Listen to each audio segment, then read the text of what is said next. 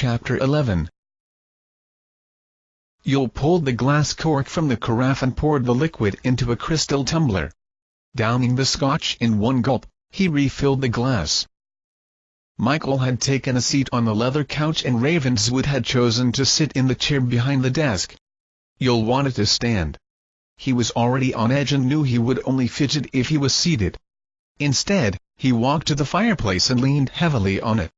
He realized he must look like something out of an old movie, a dark brooding character about to tell a tale of woe and gloom. Though the truth of the matter was, that's exactly what he planned to do.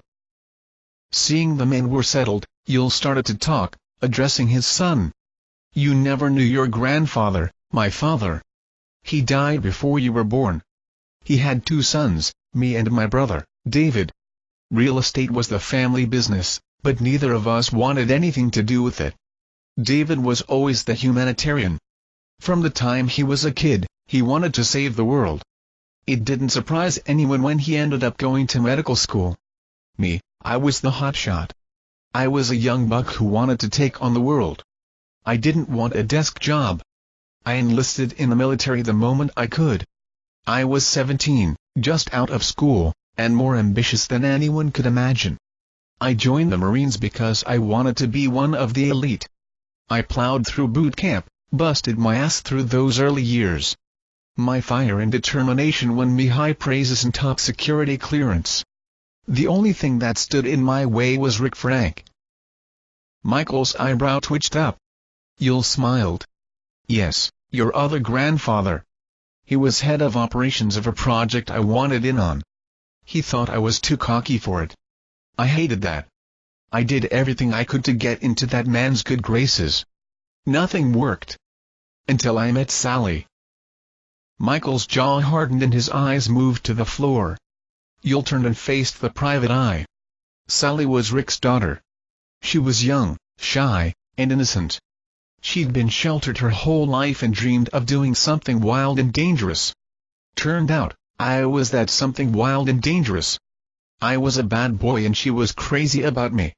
After that first date, when I brought her home, Rick shook my hand. As we began dating, he started to warm up to me. The day I bought Sally the engagement ring, Rick led me into the project. By the time our first anniversary rolled around, I was head of the project." "So you married Sally to advance in the military?" Ravenswood asked. "Partially. Sally was beautiful and I did care about her. But we were both young and naive. Of course, it didn't help matters that Sally got pregnant a few weeks after we married. Stevie was born 10 months after the wedding. Anyhow, Sally had grown up in a military family. She had a mother who had been married to a famous general. She grew up watching how to be a good military wife, keep up the pretense of a happy home, and how to turn a blind eye to the indiscretions of her husband. When my father died, my brother and I decided I would be the one to take over the company. I left the Corps, but things pretty much carried on the same way.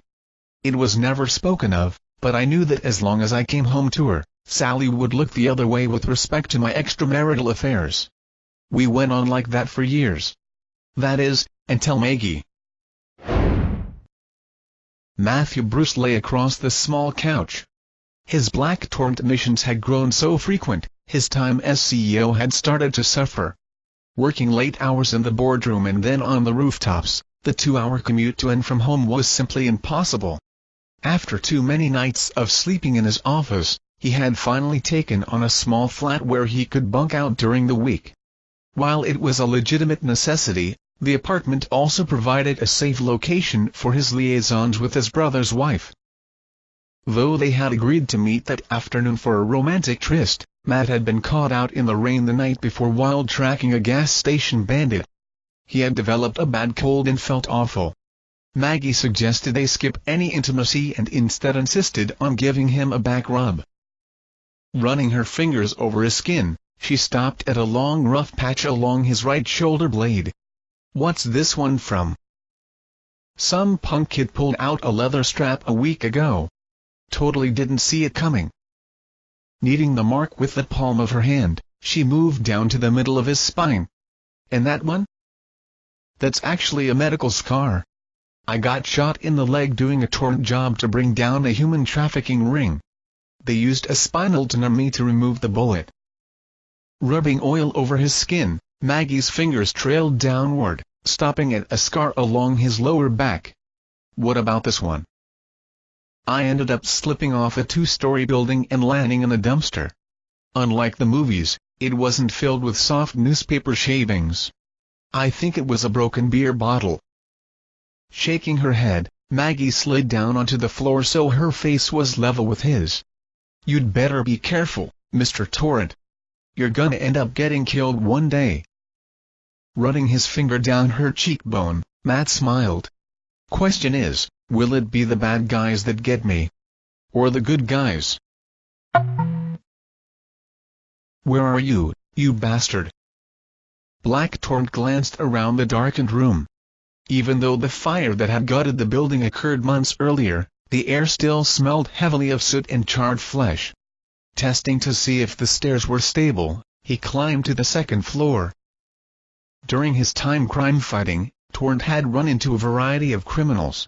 Most were the typical fare, street thugs, drug kingpins, and organized crime bosses. There were a few costumed villains on occasion, but their personas were more for show than anything. That is until Necro appeared. The man dressed in a dark blue bodysuit with a tight hood. His black gloves ran up the length of his arms and his thick boots stopped just past his knees. On his face, he wore a pair of silver goggles which obstructed his face and gave him special vision abilities. Over the past 6 months, his crimes had increased and it was clear he was doing things just to bait the superhero. "I have an arch-nemesis, now," he had told Maggie. Pulling out a small flashlight, Torrent shone it across the room. Necro had sent a letter to the police station, stating he planned to commandeer a local ferry boat and blow it up. There was something about the note that didn't ring true. While the police went to secure the local commuter vessels, Torrent had gone to a secondary location and found Necro just as expected. After a scuffle, the villain had managed to get away. But not too far away. He taunted Torrent to follow him, and threatened that if he didn't there would be others who regretted it. As much as Matt didn't like giving in to the man, he knew the criminal wasn't bluffing, so he had no choice but to play the cat and mouse. A sound came from the back of the room. The hero whirled around, his cape flaring out around him. He shone the light into the corner. There was a muffled scream as it illuminated a young woman, bound and gagged. She couldn't be more than 16. Torrent rushed towards her, pulling the white cloth from her mouth. "Oh, thank God," she sobbed. "Please get me out of here. I'm so scared. He's insane." A creaking sound came from behind them. The girl glanced beyond the crime fighter and let out a shrill scream. Torrent jumped out of the way just as the pickaxe came down, embedding into the floor where he had been standing. As the young woman continued to shriek, Torrent pushed her back. He lunged towards the costumed criminal and tackled him to the floor. Necro cackled as a fine mist sprayed from his glove, hitting the crime fighter's face. It was pepper-based and Matt screamed as his eyes began to burn. In a fluid movement, Necro pulled his legs up to his chest, using them to thrust the hero off and back. "This guy is good. Too good." Necro punched him several times in the stomach, knocking the wind out of him. He then clipped his knees, bringing him to the ground. Torrent coughed as the thick dust on the floor rose, rushing into his lungs and gagging him. Spatting twice, he glanced up just in time to see the villain disappear out the door. The woman in the corner was gone. "No," he groaned. Rubbing the burn from his eyes, Torrent staggered to the doorway, taking pursuit. He noticed the door on the ground level was opened a crack. Leaping from the railing, he landed on the first floor and darted through without slowing down. A muffled scream sounded, sending chills into his spine. Torrent followed the fresh footsteps in the grass to the back of the property. In the middle of the yard, Necro stood alone, smiling wide. "Who are you?" Torrent sneered, stopping mere feet from the villain. "Look in the mirror and you'll see who I am. And look behind you and you'll see what I see." It was reflex, but Torrent whirled around. The young woman he had seen just a few minutes earlier was on the other side of the yard. He could hear Necro dashing off behind him, but Matt made the decision to go to the girl. She was laying on the grass, face down, and it wasn't until he touched her that he noticed the pool of blood. Turning her over, he gasped, her throat was slit ear to ear. "No!" he screamed, clenching his fists. In the distance, there was the faint sound of laughing. Matt made it to the briefing room 10 minutes early. Rick Frank was already there. The general gave him an irritated look and continued to review his paperwork. Nathan Hammer walked in, a stack of folders in his hands. Next to him was Nancy Miller, a new face in the crowd, but from what Matt had heard, she was an up-and-coming star in the program. "Nice of you to make it, Mr. Bruce." Hammer's voice was cold and impersonal. "I think you're averaging 1 out of every 3 meetings these days." "I've been busy." Hammer motioned for everyone to take their seats. Once the room was quiet, he turned his attention to the torrent operative. "Matt, we're concerned about your dedication to this project. There have been 4 assignments that were either ignored or the end result was altered based on your personal preference. Your non-sanctioned exploits are proving difficult to contain. Blackthorn is getting too much exposure, something we wanted to avoid. People need help. I help them." Rick Frank rose. "We have an important assignment for you, Matt. Straight from the Oval Office. You could fuck this up. You're jeopardizing the future of this project." Matt's jaw hardened, but he remained silent.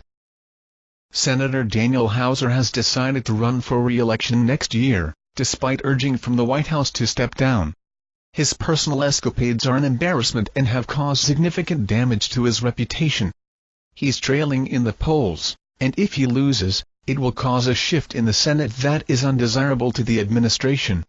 Blackthorn needs to expose his illicit drug use and bring the man into the spotlight so he will have no choice but to resign." "What drugs does he currently use?" "He doesn't," Hammer answered. "We intend to plant cocaine and heroin before the police arrive." The torrent operative grimaced. "You want me to plant evidence and frame a man for something he didn't do?" "He didn't do this," Miller explained. "But he's done plenty of other illegal things." "Then have me bust him for that." "It's doubtful it would have the same impact. We need to assure he steps down." He shook his head. "I refuse to do it." "You can't refuse," Rick roared. "You follow orders, period. You don't question." Matt stared at the man, wanting to tell him to go to hell. But he didn't. The tension between him and his father-in-law was growing, and he was getting nervous about the implications beyond the project. For the sake of momentary peace, he decided not to press the issue. "This is the last time," he announced. "I'll do it, but after this I go by the book. No more of this bullshit." Rick and Nathan exchanged a glance. Nancy shifted her attention to the legal pad in front of her. The rest at the table simply looked away. Folding his hands, Hammer nodded. "By the book, Matt. From now on, by the book." In a dramatic turn of events in the senatorial race, Daniel Hauser announced he is no longer seeking re-election. Though rumors abound that the decision stems from the discovery of purported drug use, the politician insists the move is being made so he can focus more time on his family. Matt turned off the television and leaned back in his chair, rubbing his temples. Stephen walked in, a book and pad of paper in his hand. "Dad, can you help me with my math?" When the boy smiled, Matt couldn't help but return the gesture. He was 12 and already so big. Handsome, too. In a few years, he'd be quite the ladies' man. "I have a terrible headache right now. Can we do it after dinner?" "Yeah, sure. And then we can play a video game together?" "That racing game you like." "Promise." The boy turned and left, walking past his mother on the way out. Sally approached his desk, sitting in the chair opposite him. "I just put on a pot of coffee. Should be done in a few minutes." "Thank you." His wife lingered and Matt could tell there was something else. "What is it?" "I've been thinking." She glanced down, wringing her fingers. "I never get to see you anymore. Neither do the kids. You're either at work or you're out as torrent. When you're home, you're too preoccupied or too tired to spend time with us.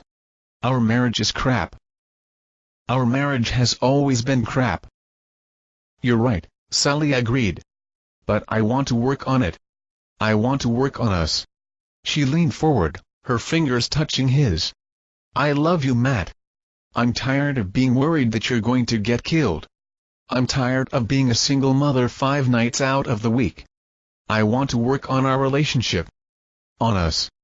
I can do that when you're married to a costume and a cape. You don't even do it for the military anymore." Matt had started to feel a bit of guilt at the woman's words, but his ears perked at the last bit. "Military? Why should that matter?" His eyes narrowed. "This isn't about us. Your father put you up to this, didn't he?" Even though Sally tried to stay composed, her nervousness was showing. She wasn't a good liar. "I don't know what you're talking about." "You know damn well what I'm talking about." He rose, staring down at her. "Do you even care about my feelings? About how important doing this is to me?" "No, I don't care. Why should I when you care more about a group of strangers than you do about our family? Do you even care about me?" Glancing away, Matt found himself unable to respond. "I'm going to go help Stevie with his homework." Matt looked at the clock on his office wall. It was 10:30. For the first time in 6 months, his desk was clear and he didn't have a string of meetings scheduled. Part of him wanted to go home to spend the day with the boys. However, things between them and Sally had gotten more tense. Out of the blue, just the night before, she had made an insinuation as to his girlfriend. Though Matt had been confident she didn't know about his affair with Maggie, now he wasn't so sure. It didn't help matters that his repeated calls to his sister-in-law had gone unanswered. Picking up the phone to call the redhead again, Matt jolted as the woman entered the office. "I've been trying to get a hold of you," he said, irritation in his voice. The woman's face was void of expression as she pushed the door half closed behind her. "Matt, it's over." Letting out a groan, he buried his head in his hands. Maggie was prone to periods of guilt. There had been several times during their affair where she had told him she wanted to call it off. It was usually when David was involved in some humanitarian effort and her conscience was getting the best of her. Every time, however, her resolve had lasted less than a week. He would just have to call her or stop by and it was enough to heat the fires again. A few times, she had returned on her own, the seduction of their relationship too much to pass up. "Maggie, don't do this. You know you don't mean it." He rose, taking a few steps towards her. Squaring her shoulders, her lips started to tremble. "I'm pregnant." Matt stopped dead in his tracks. "Pregnant?" His mind whirled. "Is it mine?" "Of course it's yours," she said, her composure breaking. It still was too incredible to believe. "I know David has problems, but I've heard of situations where someone thinks they're sterile, but then they go on to." "I haven't slept with him in 6 months, she blurted. She covered her eyes as tears began to flow. "Every time I tried, I would think of his lies. Or think of you. And then I couldn't." The revelation was staggering and Matt struggled with the wave of emotions. "I don't know what to say." "Then don't say anything," another voice spoke. David Bruce stepped into the room, closing the door behind him. Fear and panic gripped Matt. He took a step backwards. David moved to his wife, wrapping a protective arm around her. "She told me everything. I can understand what she did. She was hurt and desperate. But you—" "I never meant to hurt you," Matt stammered. "We're going to raise this baby," David announced. "It's our baby and no one is ever going to be the wiser." Matt nodded, his body numb. Then realization hit. "You told Sally about the baby." Wiping the tears from her eyes, Maggie managed a weak nod. I told her that David and I were expecting. And I told her David was sterile a few months ago, he thought. His brother glared at him. I don't think I'll ever be able to forgive you. I'm sorry, Matt whispered. The couple turned and walked from the room. As the door closed, Matt stood alone, his world crumbling down around him. Mary Frank set down her fork, dabbing a napkin at her mouth. Sally, that was the best lasagna I've ever had. You are an amazing cook. Yeah, it was great, Mom, Stephen added, holding out his plate. Can I have another piece? Rick Frank rose, moving to the small bar at the far end of the dining room. I'm going to take a quick walk outside. I'm afraid if I sit too long, I'll fall asleep. Can I come, Grandpa Rick? Mikey asked, excitement in his eyes. It's not even cold out. No, son. Not right now. I was hoping your father would take a walk with me and talk about grown-up stuff. Matt heard the request and realized he didn't have a choice in the matter. Shoveling the last bite of food into his mouth, he washed it down with the rest of his wine and headed out onto the lawn. Nancy told me that you cleared the last 3 missions without problem or resistance. Matt nodded. Hammer had made good on his word and the ops were all on the level. Yes, sir. This project is important to me, Rick continued. It's the culmination of my life's work. I need you to know that, to understand why I've acted the way I have, and why I have to do the things I do. I know. But you have to know that I'm not a mindless drone like I was when I joined the service. Blackthorn is important to me and that's why I have to do what I do. I understand that. The general turned to face his son-in-law. Things have been difficult between us and I know it's taking a toll on Sally. She confided in me that you're having marital problems over this. I don't want this to break us apart, I want to focus on family for a change. You know we have a chateau in Switzerland. Yes, that's where you and Mary lived when you were in the service. After you got married, you kept a home there. I want to take you, Sally, and the kids there for the holiday. In fact, I want to take the whole family, your brother and sister-in-law too. That's very generous, sir, but I don't know if David would be okay with that. I've already had Sally call and his wife seemed agreeable. He smiled wide. She really loves your kids. The thought of being alone in a chateau with Maggie both frightened and excited Matt. Regardless of his feelings, though, he realized turning down the offer was not an option. Christmas in the Alps sounds great, Rick. Thank you. With a smile, his father-in-law slapped him on the back. It's all about family, you know. Matt nodded. Yes, family. I want to put some tinsel on the tree, Michael whined, pushing his brother back. We can both do it, Squirt. Don't be a prudy. Mommy, Stevie called me a prudy. Maggie giggled, handing some tinsel to the youngest boy. There's enough for everyone to help. Sally smiled, moving to her mother's side. Mary was threading a line of string through pieces of popcorn. This is all we could afford for decorations when I was a kid. Matt glanced around the room, taking a sip of his eggnog. When are you supposed to go to see Santa? It's nearly noon. Oh goodness, Mary said, pushing the bowl aside. We need to go now. Come on boys, let's get ready. Grandma, can I sit on Santa's lap? Mikey asked. You were too scared to do it last year, but we can give it another try. Maggie stood, helping the women get the boys into their coats. She was very pregnant. Matt had never found Sally particularly beautiful when pregnant, and could never understand the men who said they found their wives super desirable when expecting. That is until he had seen Maggie. It took everything he had to keep from getting her alone and ravaging her. It irritated him that he should even have to deal with such temptation. He had expected David to turn down Rick's offer to come for the holidays, but Maggie had argued that she wanted to mend family ties. With the baby due soon, She wanted her daughter to have a connection to her cousins. Not cousins, brothers, he thought wryly. Pouring some scotch into his eggnog, he moved out onto the balcony, watching the snow fall. Footsteps sounded behind him and soon David stood by his side. "How are things with Black Torrent?" "All right," Matt answered. David sighed.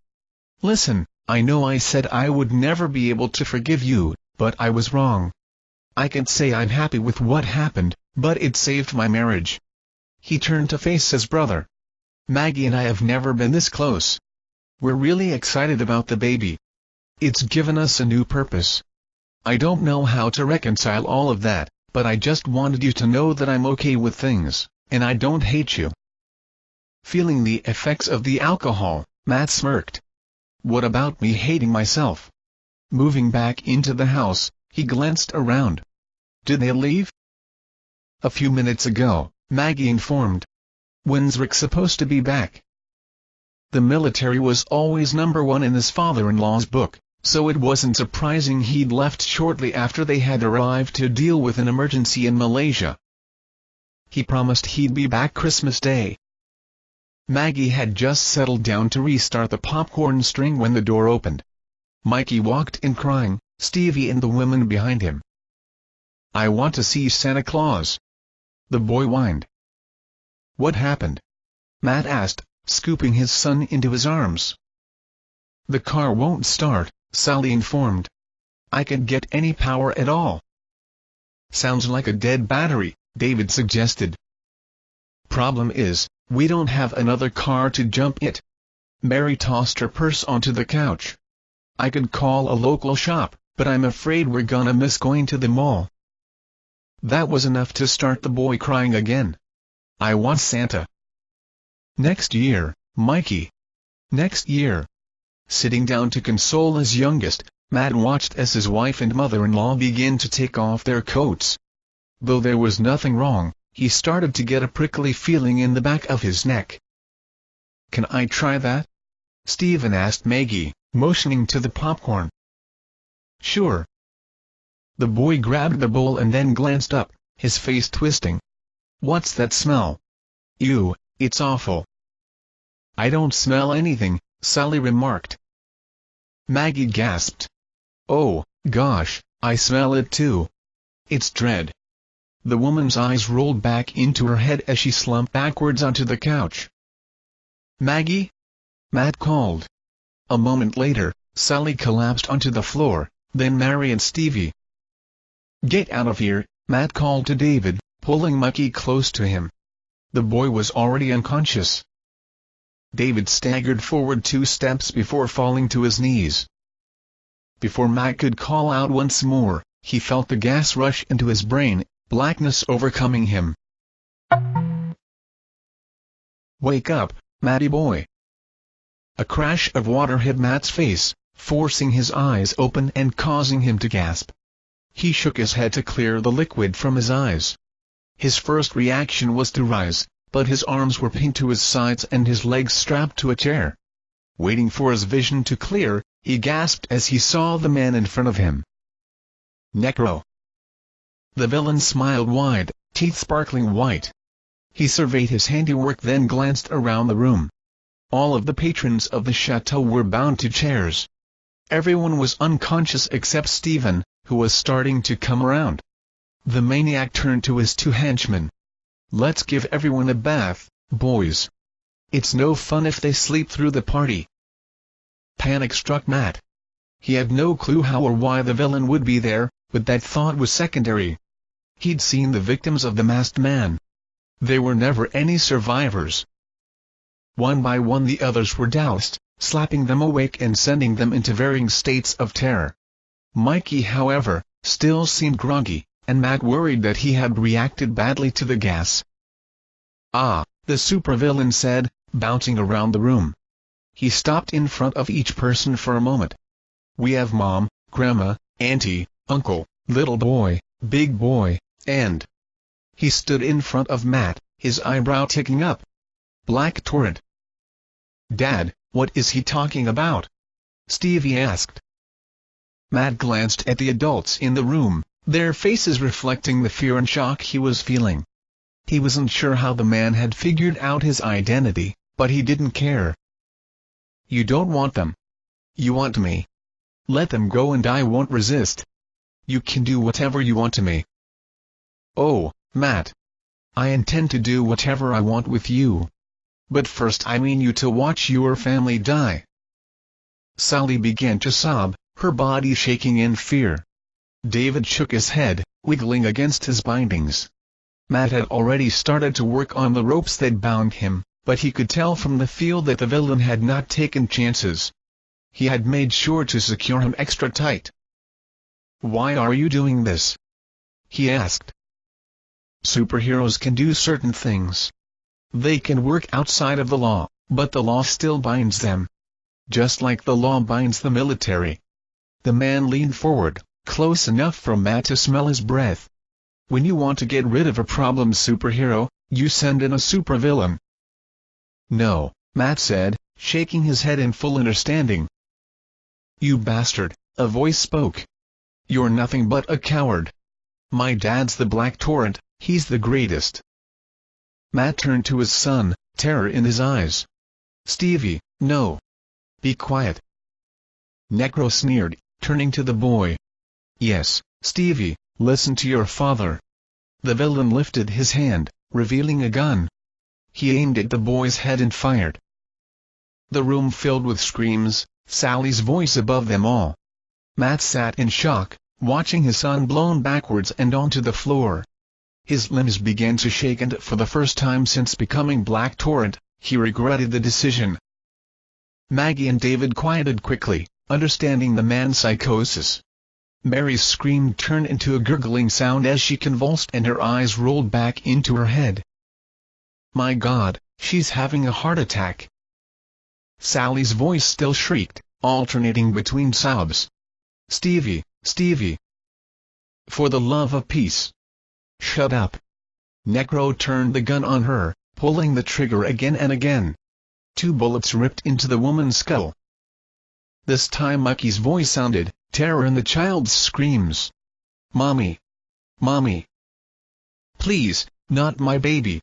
Matt fought hard against his bindings, feeling them start to give. Little boys next. It was David who broke from his ropes first. He lunged forward and tackled Necro just as the criminal squeezed the trigger. Maggie screamed as Mikey flew back, the bullet tearing into his arm. The doctor grabbed the gun from the villain, turning to shoot one of the approaching henchmen. It was just the distraction Matt needed.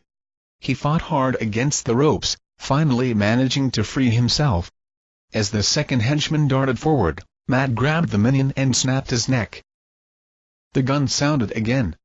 Matt froze for a second, hopeful. Necro raised the smoking revolver above his head as David spat blood, collapsing onto the ground. "No." Matt leapt forward, tackling the villain. He managed to fling the gun across the room. The maniac didn't seem fazed. He was ready for a fight. The men sparred for what seemed like forever. Their skills were perfectly matched. Each punch, each kick, each maneuver was given and countered by the other with precision. We were both trained well. Across the room, Matt noticed Maggie had managed to free herself. She was standing over Mikey, who was unconscious and bleeding. "Get him out of here," he screamed as Necro dealt him a hard blow to the ribs. The woman scooped up the boy and darted out the door. The villain grabbed Matt, wrapping his arm around his neck, crushing his windpipe. He countered with a backwards headbutt. "I have to tire him out. The only way I'll stop him is if I tire him out." As Matt shifted his tactic, Necro paused a split second, looking up. The reaction confused Matt and he was ready to take advantage of the lull when he realized why the villain had stopped. There was a smell, faint but getting stronger. It was a different smell than before. A familiar smell. Natural gas. There was a cracking sound from the drop ceiling above. Matt recognized it. It was the spark from a charge. "Those bastards," Necro sneered. There was fire. And there was burning. Matt tried to scream, but he had no voice. He remembered a momentary sensation of flying, and then there was nothing more. Except the burning. Maggie, he tried to scream, then realized he no longer had a mouth. And there was burning. I'm dead, he thought in terror. I'm dead and I have gone to hell for my sins. Burning. And burning. And burning. Then the voice came. Did the devil speak in German? Oh, my God, I think he's alive. We have a live one here. There was water, cool water. Yet it still burned. His skin, his whole body burned. My face. Hands lifted him, shooting pain through every part of his body. Agony. And then there was black. Jim. Jim. Are you awake? Matt's face twitched. He tried to open his eyes, but they were swollen. He tried to open his mouth with the same non-results. Another voice spoke. It's all right. Go ahead with the surgery. We'll deal with the rest later. The smell of gas again and then darkness.